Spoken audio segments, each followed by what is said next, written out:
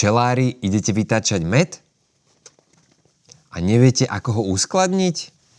Poďte si pozrieť naše nádoby na uskladnenie medu s kopou príslušenstva. Tieto rokmi overené nádoby vyrábame my podľa vašich včelárskych požiadaviek. To znamená, že nádoba je spevnená hore aj dole, aby uniesla 40 kg medu.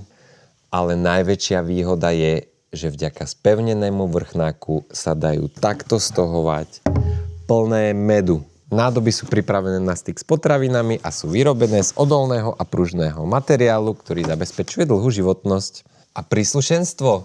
Plnička na poháre, takéto cedidlo, jemnejšie cedidlo, stojanček s cedidlom alebo stojanček na odkvapávanie. S plničkou si takto jednoducho načapujete med do pohárov bez kvapkania. Keď lejete med do nádoby, môžete ho rovno precediť cez takéto cedidlo na hrubšie nečistoty. A keď chcete to mať úplne precedené na jemno, tak je aj verzia s uhelónovým veľmi jemným cedidlom.